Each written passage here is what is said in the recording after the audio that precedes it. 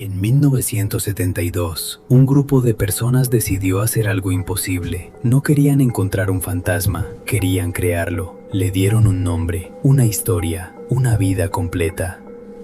Philip. Pero había un problema. Philip nunca existió. Y aún así, después de semanas, algo empezó a responder. Golpes, movimientos, respuestas inteligentes, pero lo más inquietante es que eso que respondió no estaba en el plan y nunca debió estar ahí.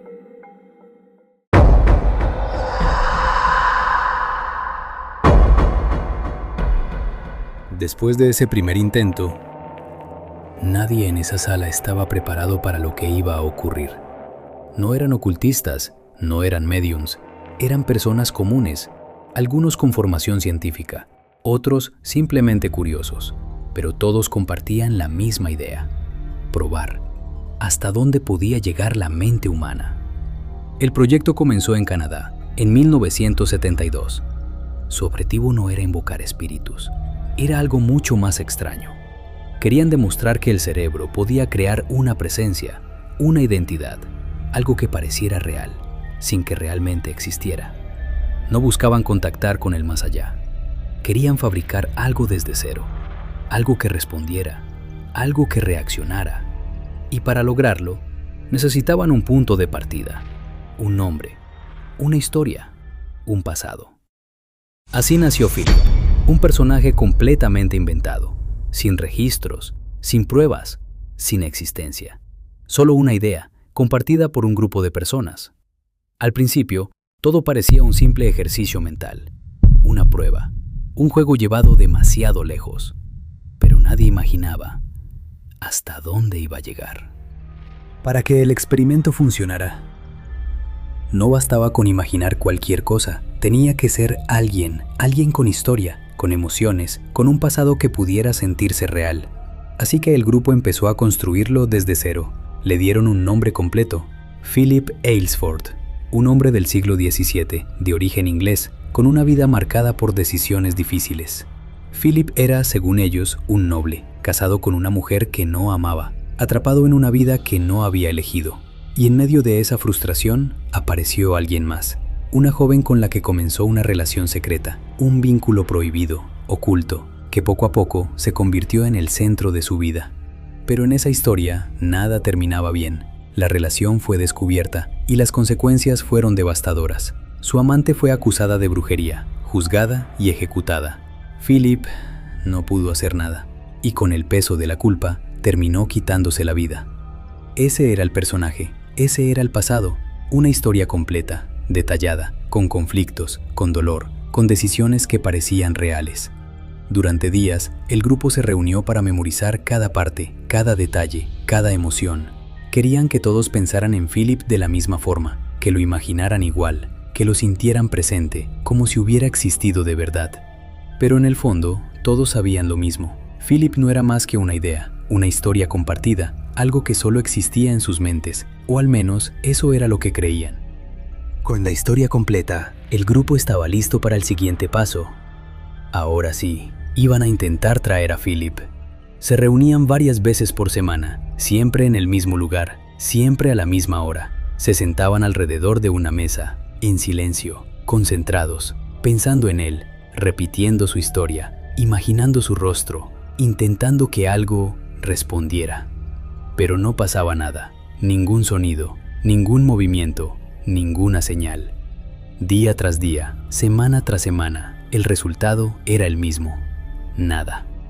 Algunos empezaron a dudar, otros pensaban que necesitaban más tiempo, más concentración, más intensidad, pero en el fondo todos comenzaban a sentir lo mismo, que quizás esto no iba a funcionar, que todo era solo una idea interesante, un experimento curioso, sin resultados reales. El ambiente empezó a cambiar, ya no había emoción, ya no había expectativa, solo silencio y una sensación incómoda de estar esperando algo que nunca iba a ocurrir.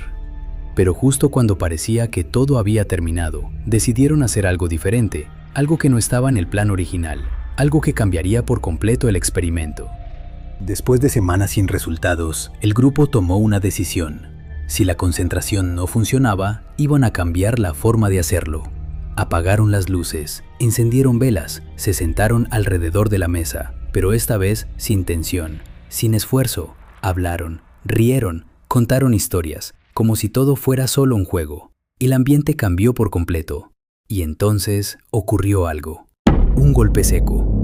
Breve, casi imperceptible. Nadie dijo nada. Pensaron que había sido casualidad, pero unos segundos después, otro golpe. Más claro, más fuerte. Esta vez todos lo escucharon. La mesa no se movía, nadie estaba tocándola, y aún así, el sonido estaba ahí. Repitieron la prueba, hicieron una pregunta y esperaron. Un golpe. Después otro. Como si alguien estuviera respondiendo. Decidieron establecer una regla. Un golpe para sí, 2 golpes para no. Y comenzaron a preguntar. ¿Estás aquí? Un solo golpe. El silencio se volvió pesado. Nadie se atrevía a moverse. ¿Eres Philip? Un golpe. La respuesta fue inmediata, sin duda, sin error. Pero lo más inquietante no era que algo respondiera, era la forma en que lo hacía. Precisa, directa, como si hubiera estado esperando ese momento, como si siempre hubiera estado ahí, observando, esperando a ser escuchado. Al principio pensaron que podían controlarlo, hacer preguntas, recibir respuestas y detenerse cuando quisieran. Pero no fue así. Las respuestas comenzaron a ser más rápidas, más claras, más presentes. Ya no tenían que esperar tanto. A veces el golpe llegaba incluso antes de terminar la pregunta, como si supiera lo que iban a decir, como si anticipara cada palabra. El grupo decidió probar algo más. Hicieron preguntas más específicas, detalles de la historia, fechas, eventos que ellos mismos habían creado. Y las respuestas eran correctas, siempre, sin fallar. Pero cuando intentaron ir más allá, todo cambió. Hicieron una pregunta que no estaba en la historia, algo que nunca habían discutido, algo que Philip no debería saber. El silencio duró más de lo normal. Por un momento pensaron que todo había terminado, pero entonces un golpe, lento, aislado, diferente. No era inmediato, no era preciso, era extraño. Repitieron la pregunta, esta vez 2 golpes, luego 3, sin patrón claro, sin sentido aparente, como si algo estuviera intentando responder, pero no pudiera.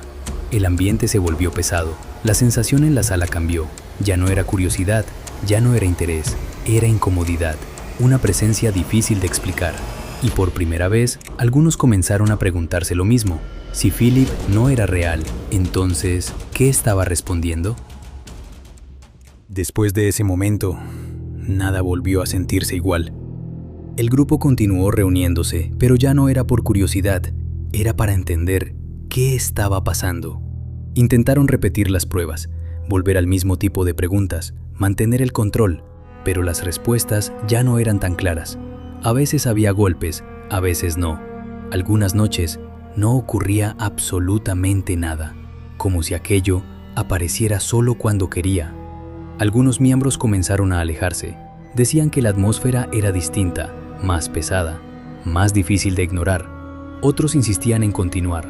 Querían una explicación, algo que pudiera demostrar que todo tenía sentido, pero nunca llegó. El experimento terminó sin una conclusión clara, sin pruebas definitivas, sin respuestas, solo con una serie de eventos que nadie pudo explicar completamente.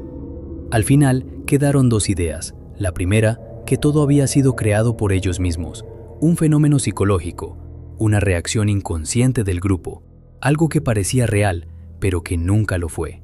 Y la segunda, mucho más difícil de aceptar, que al intentar crear algo, habían abierto la puerta a otra cosa, algo que no formaba parte del experimento, algo que respondió sin haber sido invitado.